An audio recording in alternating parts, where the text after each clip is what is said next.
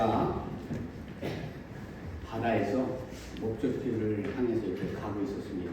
근데 그날따라 갑자기 어둠이 짙고 바람이 불고 안개가 잔뜩 꼈어요. 여러분 그 바다에 나가서 그 배에 한번 타보신 경험 있으세요? 이 배를 타고 길을 잃으면요 앞이 안 보여요. 1m 앞이 안 보입니다. 근데 멀리서는 꼭 그러고 지나가거든요. 그래서 이 배가 어디 있는지 알지 못하게 되면 큰 배랑 부닥치게 되면 파손되는 거예요. 이 배가 이제 아주 파도가 거센 곳을 이렇게 지나게 되니까 그 선장이 얼마나 두렵겠습니까? 배에 탄 사람들도 두렵겠죠. 이게 어떻게 될 것인가. 정말 이 바다 위에서 이 폭풍을 만나면요 언제 죽을지 모르는 그런 위협이 우리 마음에 도사리는 것입니다. 그래서 마음이 답답한 상태에서 항해를 하고 있는데 갑자기 어둠 속에서 밝은 불빛 하나가 반짝반짝하는 그 뭐겠어요 여러분? 등대예요. 등대.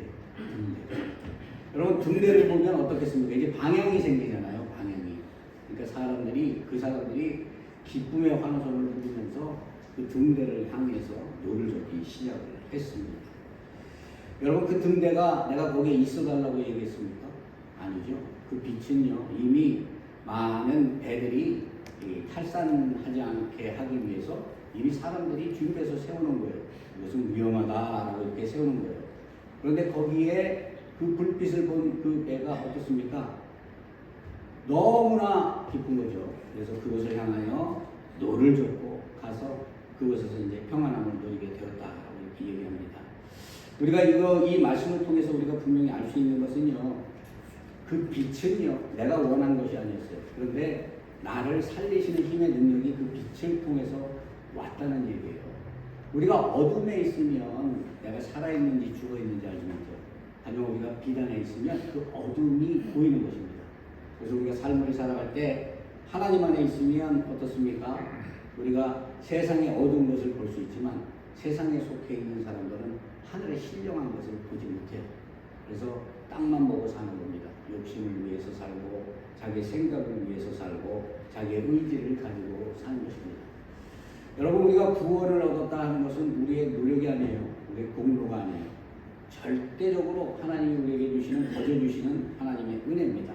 마치 어둠 속에서 빛을 발견한 것처럼 하나님이 우리에게 구원의 그 자리를 예비해 주신 것이에요. 오늘 이 본문 말씀을 통해서 우리를 비추시는 그 하나님의 그 구원의 은혜, 그 은혜를 우리가 깨닫고 그 은혜를 누리면서 살아가는 저와 여러분이 되기를 원합니다. 지금 사도 바울은 그레데 섬에 남겨진 신실한 동역자인 디도에게 편지를 보내는 거예요. 디도에게 편지를 보냅니다. 그런데 이 디도가 있는 이 교회가 얼마나 힘든 교회인가 하면 헬라 문화가 있고 영지주의가 영향을 받았어요. 그러니까 교회 아래 하나님을 외치는데 그 안에 하나님의 말씀보다는 세상 문화가 많은 거예요. 세속화가 되는 거예요. 그러니까 그 교회가 어떠한 상황에 있다 하는 것을 디도서 1장 12절에 뭐라고 얘기하는가 하면 거짓말쟁이와 악한 짐승과 게으름쟁이라는 말을 이렇게 들을 만큼 그곳이 도덕적으로 아주 타락한 그러한 지형이었다라고 이렇게 얘기합니다.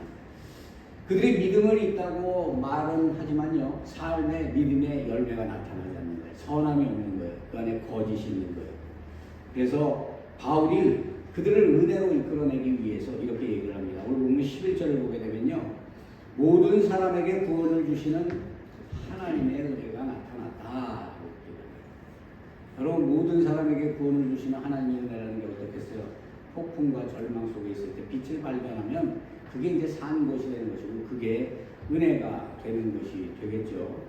그래서 우리가 이 은혜가 나타났다 하는 것을 우리가 분명히 어떻게 해석을 해야 되냐면요, 은혜가 나타났다는 것은 내 의지로 내가 은혜를 찾아가는 것이 아니라는 얘기예요.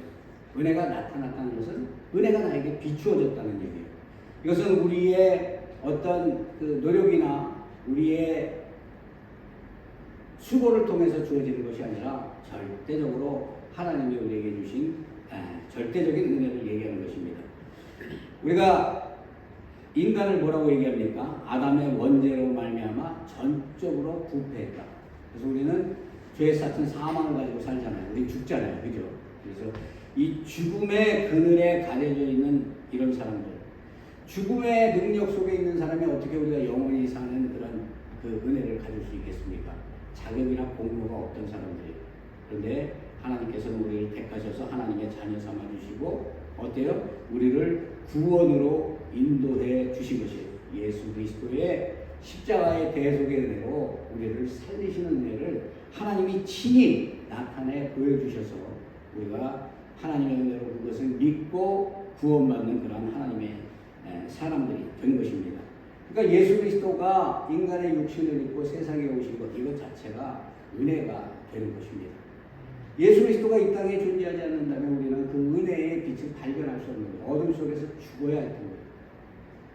하지만 하나님의 말씀은 살았고 운동력이 있고 좌우의 날선 어떤 검보다 예리해서 우리 영과 혼과 관절과 골수를 찔러 쪼갠다. 말씀을 통해서 빛을 바라보고 말씀을 통해서 예수 그리스도의 은혜를 체험하는 저와 여러분이 되는 것입니다. 누가복음 15장에 보면요, 탕자가 아버지에게 자기의 분깃을 달라고 해가지고 억지로 우겨서 시대적으로 관습적으로도 용납되지 않는 그런 일들을 합니다. 어떻게 보면 말 그대로 탕자예요. 탕자. 그 하는 일도 탕자죠. 아버지에게 그 돈을 받았으면 그것을 가지고 달란트를 받았으면 귀하게 사용해서 좋은데 열매를 맺으면 좋은데 아버지 떠나서 멀리 가서 허랑방탕하게 그 재물을 의지해서 삽니다. 그래서 그것을 허랑방탕하게 모든 재물을 탕진했다. 탕진하고 나니까 버려졌죠. 세상이 가지고 있을 때는 그 사람을 우대하는데 가진 게 없으니 사람들이 쳐다도 보지 않는 거예요. 돼지가 먹는 쥐업 열매도 주는 사람이 없었다. 완전하게 그냥 소외된 그런 삶을 사는 그런 상태가 된 거죠. 그리고 난 다음에 탕자가 생각한 게 뭐였냐면 이제 아버지가 생각이 나는 거예요. 그래서 이제 그가 돌이키고 내가 아버지에게 가서 종이라도 내가 이루고 내가 아버지의 은혜를 받으면서 살아야겠다. 회개했습니다. 회개하고 돌이켰어요. 그가 아버지에게 가는 중이었어요. 근데 성경은 뭐라고 얘기를 하냐면요, 아직도 거리가 먼데 아버지가 그를 보고 측은히 여겨 달려와 목을 안고 입을 맞췄다라고 얘기합니다. 여러분, 나는 은혜를 찾아 가고 있는 과정이에요. 그죠? 그런데 아버지가 어떻게 했어요? 먼저 아버지가 아들을 알아보고 그 아들에게 달려오고, 이게 하나님의 은혜예요. 우리는 죄 속에 있는데 하나님은 우리를 여전히 바라보시고 우리에게 달려오고 계시는 거예요. 우리에게 관심을 두고 계시고 우리의 삶을 지켜보시는 거예요. 그죠? 그리고 그를 항상 채워주기 위해서 기다리고 계신 것, 그것이 바로 하나님의 마음이다. 그래서 아버지가 그를 발견하고 달려나가고 난 다음에 어떻게 합니까? 그를 안아주고 입을 맞추고 신발을 신기고 또 옷을 입히고 반지를 끼워가지고 이전에 그가 가지고 있던 그러한 신분보다 더 높은 많은 사람들이 기억할 수 있도록 살찐 송아지를 잡아서 온 동네에 잔치를 베풀고 이 아들이 죽었다 다시 살아났다 하는 것을 공식적으로 이렇게 사람들에게 알리는 것을 이렇게 봅니다. 이와 같이 하나님의 은혜는 우리의 어떤 상태나 우리의 환경이나 우리의 노력이나 이런 걸 보는 것이 아니라 하나님이 우리를 보는 관점에서 우리를 붙들고 우리를 택하신다는 거예요. 그래서 우리가 장로교에서는 예정론이라고 하잖아요. 만세전에 하나님이 택했다. 나는 아무 공로 없는데 하나님이 만세전에 나를 택해서 하나님의 자녀 되게 하시고 지금 이 순간 우리가 입술로 마음으로 예수 그리스도를 고백하고 구원의 은혜를 누리면서 살아가는 이런 삶을 살아갈 수 있도록 하나님께서 은혜를 베풀어 주셨다는 거예요. 그러니까 은혜예요. 은혜. 자격 없는 사람에게 주어지는 거예요. 얼마나 귀합니까? 나는 자격이 없고 아무런 정말 구원받을 그러한 공로가 없는데 하나님이 나를 판단하시고 나를 찾아오셔서 나에게 값없이 그 구원의 은혜를 주신 거예요. 그런데 오늘 본문에 보면 바울이 뭐라고 얘기하냐면요, 이 은혜가 모든 사람에게 나타났다는 거예요. 모든 사람에게. 요즘은 뭐 하기사 여기 지금 미국도 이렇게 보게 되면 전 세계 민족이 다 모여서 살죠. 저는 어쩔 때 약간 혼란스러울 때가 많아요. 제가 나가서 복음을 전하고 우리가 세상적인 관점에 대해서 얘기해요. 이번에도 그 목사님들 좀 모여가지고 그 동성애에 대해서 얘기를 중요한 관점이요. 한국 사람이 갖고 있는 그런 어떤 신앙의 사고방식이랑 미국 사람들의 사고방식이 달라요. 그래서 그들이 성경을 성경으로 해석한다고 하지만 성경을 보는 깊이나 눈이나 이런 게 달라요. 미국에서 이 기독교가 들어갔거든요. 그런데 한국은 어떻습니까? 보수적이죠. 굉장히 보수적이에요. 뭐 양반 쌍놈 있는 나라였으니까 얼마나 보수겠습니까? 그러니까 눈에 보이는 것만 믿는 거예요. 그래서 극보수들은 지금도 한국에 여러 교단이 있지만 어떻게 보면은 극보수라는 게 굉장히 좋은 것 같지만 말씀은 우리가 이제 초대교회로 가야 돼요. 하지만 그 해석을 잘못함으로 해서 그 극보수를 통해서 이단들이 많이 나타납니다. 그래서 성경을 우리가 온전하게 해석하고 그 성경을 성경으로 해석하고 성경으로 이해할 수 있는 눈을 우리가 가져야 되는 거예요. 당시에는 보면요, 이 그레데 사회는 신분계층이 있었습니다. 그래서 자유인과 종, 남자와 여자, 노인과 청년 이렇게 구별하는, 구분되는 세상에서 이렇게 살게 되었던 거죠. 그래서 바울은 그러한 속에 그들에게 소망을 주는데 뭐라고 얘기하는가 하면 노인에게도 젊은이에게도 어린아이에게도 이 하나님의 구원의 은혜가 모두에게 동일하게 나타났다라고 이렇게 선언을 하고 있는 것입니다. 여러분, 은혜 앞에는 신분의 차이가 없어요.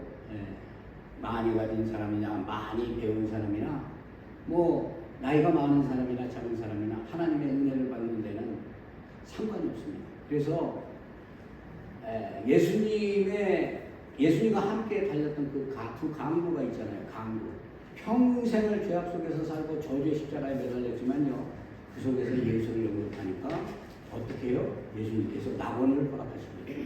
그래서 우리가 정말 중요한 것은요. 내가 하나님께 붙들림을 받았는가. 내가 신앙생활 하는데도 하나님이 나의 삶에 간섭이 있고 나를 붙들고 나를 은혜로 인도하신다는 확신을 가지고 믿고 신앙생활 하는 거하고 그런 어떤 기준이 없이 그냥 생각대로 믿음을 가졌다라고 생각하는 거, 이거 자체는 굉장히 큰 의미가 다른 거예요. 에베소서 2장 8절에 보면 너희는 그 은혜에 의하여 믿음으로 말미암아 구원을 받았으니 이것은 너희에게서 난 것이 아니요 하나님의 선물이라. 나는 내가 믿은 것 같은데, 내가 믿어서 구원받은 것 같은데, 우리 구원받았다고 막 이렇게 막 확신하는 사람들 있잖아요. 근데 여기서 뭐라고 얘기합니까? 믿음도 하나님이 우리에게 주신 선물이다. 그러니까 자랑할 게 없는 거예요. 우리가 크리스찬이 되고 구원받은 그 자체가 은혜인 거예요. 그죠? 그 은혜를 자랑해야 되는 거예요. 은혜를. 내가 어떤 교회 다니고 내가 어디서 뭘 하고 그런 게 중요한 것이 아니라 하나님의 은혜가 나에게 얼마나 크게 역사했는가 하는 것을 정말 확신을 가지고 얘기할 수 있는 그런 사람이 되어야 하는 것입니다. 영국의 위대한 선교자 이 찰스 스펄전 목사님이 어느 날 이 런던 빈민가를 이렇게 지나가고 있었대요. 제자와 같이 지나가고 있는데 거기에 술주정뱅이가 길거리에 누워 있는 거야. 그러니까는 이 신학생이 그 스펄전 목사님을 보고 뭐라고 얘기를 하냐면 참 불쌍도 합니다. 어떻게 하면 저렇게까지 됐을까요? 찌찌찌찌 불쌍해 보인다는 식으로 그렇게 얘기를 했다는 거예요. 스펄전 목사님은 그 얘기를 듣고 아무 대답을 안 했답니다. 그리고 그 옆에 누워있는 그 사람 옆에 가서 무릎을 꿇고 앉아서 그에게 옷을 덮어주고 그에게 은혜로운 말씀을 해주고 그에게 힘이 날 수 있도록 그렇게 격려를 해줬다라고 얘기를 합니다. 그러면서 그 목사님이 그 제자에게 이렇게 얘기했대요. 은혜가 아니었다면 저기 쓰러진 사람이 바로 나였을 것이다. 여러분, 나는 특별하다라고 생각하고 삶을 살죠. 근데 하나님의 은혜가 떠나면요, 버려진 인생이 되는 거예요. 살아도 죽어있는 인생, 살아도 산 것이 아니고 죽어도 그 죽어있는 게 뭔지 모르고 사는 그런 인생이 된다는 것입니다. 이와 같은 어둠 속에 있는 우리를 하나님의 은혜를 베풀어 주셔서 예수 그리스도를 믿고 우리가 구원을 얻는 그러한 기쁨 속에 하나님께서 우리를 인도해 주신 것입니다. 오늘 이 말씀을 보면요, 이 사도 바울이 어떻게 보면 자기의 인생에 대해서 지금 얘기를 하고 있는 것 같아요. 우리가 이 바울을 보면 정말 참 귀하지 않습니까? 이 하나님께 귀하게 사용된 그런 사람입니다. 그런데 그가 인생의 말년에 뭐라고 얘기하냐면 나의 나된 것은 다 하나님의 은혜입니다. 여러분 이게 얼마나 은혜스러운 고백이에요. 제가 저번에 그 선교를 갔을 때요. 어떤 권사님이 저녁에 같이 식사가 아니라 잠깐 이렇게 얘기할 수 있는 시간이 있습니다. 그분이 나는 잠깐 보니까 그분의 신앙에 대해서 잘 모르죠. 사람이 입으로 떠드는 것 같고 그 사람은 모르는 거거든요. 저는 이렇게 그분이 그렇게 얘기를 해요. 하나님이 두렵잖아요. 하나님이 두렵잖아요. 여러분, 저는 그 선교 가서 제일 귀한 고백을 했어요. 하나님이 두렵잖아요. 하나님을 두려워하지 않는 그러한 존재는요, 하나님을 섬기지 못해요. 우리가 하나님을 두려워하고 하나님을 두려워한다는 것은 그 하나님의 살아계심의 영역의 역사가 능력이 그 사람의 삶 속에 함께한다는 얘기예요. 그러니까 그 권사님이 하나님이 두렵잖아요. 저는 마음속에 눈물 날라고 그러더라고요. 그 고백 속에 넘어지고 쓰러지고 아프고 괴로웠던 얼마나 많은 사연들이 있었겠어요. 그 사연이 없는 사람이 어떻게 하나님을 두려워합니까? 절대 하나님을 경외하지 못하는 거예요. 그래서 저는 목회자들도 하나님을 두려워하지 않는 목회자는 목회자로 안 봐요. 큰 교회에서 뭐 했던 거 되게 자랑하는 사람들 보면 빈 것 같아요. 이거에 그냥 이렇게 보면. 저는요 항상 낮은 모습 하나님을 두려워하고 정말 하나님의 살아계심에 자기를 낮추는 그러한 삶의 모습이 우리에게 나타나야 하는 것입니다. 그러니까 바울이 나의 나된 것은 하나님의 은혜입니다. 아니 바울이 돌 맞고 태장 맞고 죽을 고비를 수도 없이 넘기고 그럼에도 불구하고 복음 전하는 사도로 하나님이 귀하게 세우셨잖아요. 그럼에도 불구하고 세상적으로 따지면 얼마나 많은 일을 한 겁니까? 신약 성경의 3분의 1을 바울이 썼는데 그럼에도 불구하고 나의 나된 것은 다 하나님의 은혜입니다. 낮출 줄 아는 겸손, 이것은 하나님이 자기에게 베풀어 주신 은혜가 얼마나 큰 것인가 하는 것을 그가 진실로 고백하는 거예요. 바울이 다메섹 도상에 갈 때는요, 그리스도인들을 때리고 죽이고 옥에 가두려고 그렇게 갔어요. 그에게 그리스도인들은 저주받은 인생들이었어요. 그러한 마음으로 가다가 예수 그리스도를 다메섹 도상에서 만났습니다. 저는 이 바울의 인생, 이런 사람들을 주변에서 간혹가다 보거든요. 세상에 온갖 더러움을 묻히고 살다가 갑자기 예수 만나고 돌아서는 사람들이 있습니다. 정말 그 사람들이 변화되는 그 변화의 모습을 보면요, 자랑하는 사람들, 그 많은 사람들과는 비교가 안 돼요. 낮추고 겸손하고 하나님의 은혜 속에 거하려고 노력하고 하나님이 베풀어 주신 은혜를 기억하면서 정말 살신성인하면서 헌신하고 봉사하고 이렇게 살아가는 그런 사람들이 있습니다. 저 역시 그런 것을 체험을 했고요. 그걸 통해서 깨달을 수 있는 것은요, 바로 하나님이 계신다. 바로 하나님이 계신다.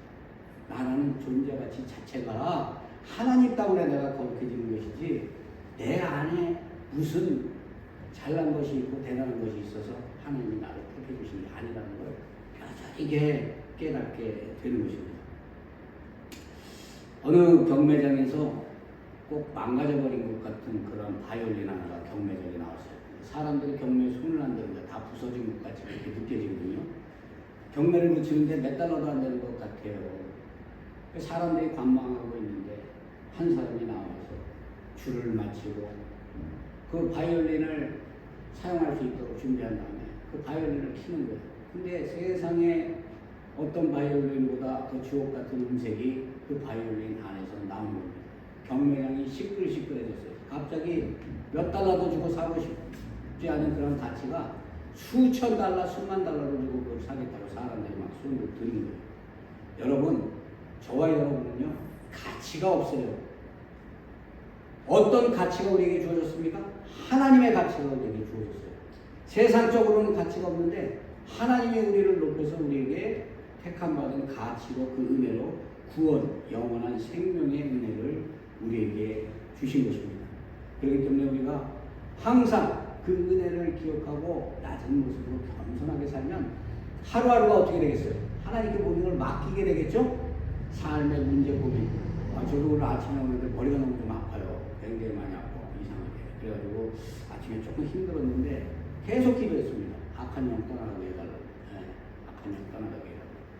그러니까 이 말씀을 지금 이렇게 전할 수 있게 이렇게 되는 것 같아요. 그래서 너무나 참 하나님께서는 때에 따라 힘을 주시고 능력을 주신다.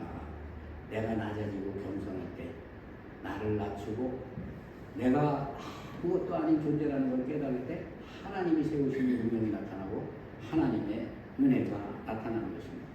자, 하나님이 우리를 택해 주셨어요. 구원받았어요. 그러면 나는 구원받은 걸로 끝납니까? 저 어디 구원론 얘기하는 그 이단들처럼 한 번의 구원으로 나는 구원을 이룬 거다? 아니, 바울은 뭐라고 얘기합니까? 구원을 이루라고 얘기합니다. 구원의 은혜를 받았는지 판단하는 건 하나님이 하시는 거예요. 언제? 재림 때. 그래서 양과 염소를 딱딱 나누고 알곡과 가라지를 나눠서 구원받을 자와 심판받을 자를 재림 때 하시는 거예요. 나는 구원받았습니다 라고 했는데 재림 때 가보니까 나는 저주의 자리에 있어. 그게 무슨 구원이겠어요? 착각이죠. 그래서 우리의 신앙은요, 하나님 중심의 신앙이 되어야 하는 것입니다. 12절에 보니까 이렇게 얘기를 해요. 우리를 양육하시되 경건하지 않은 것과 이 세상 정욕을 다 버리고 신중함과 의로움과 경건함으로 이 세상에 살고 라고 얘기해요. 하나님을 만나기 전에 우리의 모습이 어떤 모습이었습니까? 죄의 종노릇하던 사람들이었어요. 근데 빛이 들어오니까 어둠이 물러가고 우리가 어떤 존재가 되는 거예요? 빛의 존재가 되는 거예요. 거듭나는 거예요. 새롭게 되는 거예요. 무엇을 통해서 우리가 새롭게 됩니까? 하나님의 말씀을 통해서 새롭게 되죠.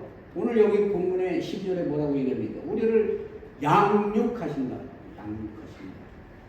하나님이 우리를 양육하신다. 그런데 여기서 우리가 중요하게 깨달아야 할 것은 무엇인가 하면요, 은혜가 먼저 나타난 뒤에 그 은혜가 우리를 가르치고 훈련한다는 거예요. 여러분, 내가 내 노력으로 내 생각으로 내가 신앙생활을 하는 게 아니라는 얘기예요.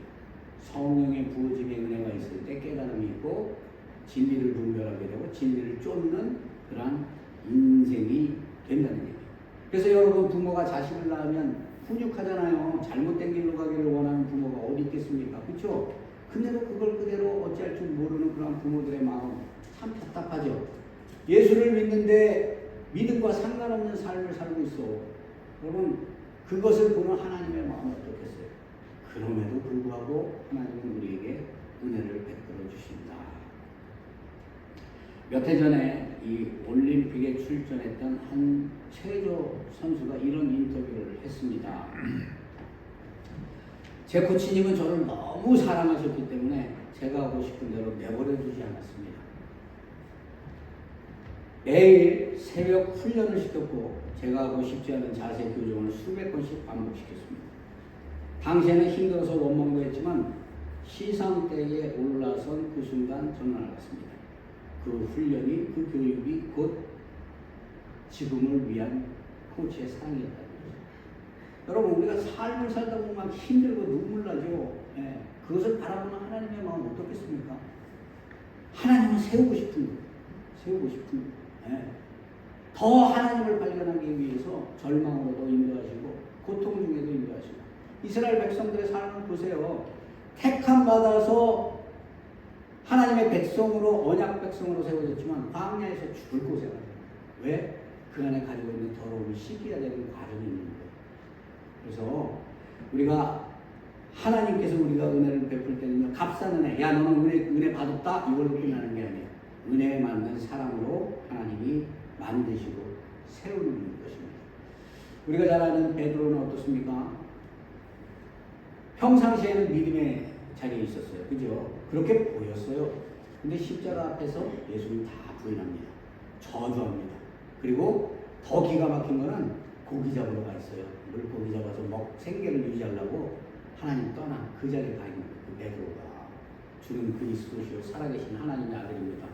여러분, 이게 참 굉장히 웃긴 거죠. 보면 나는 믿는다고 하는데 그 믿음의 끝은 이와 같이 아무렇지 않았다는 얘기예요. 근데 하나님의 은혜가 어떻게 부어지냐면요, 예수님이 부활해서 찾아갑니다.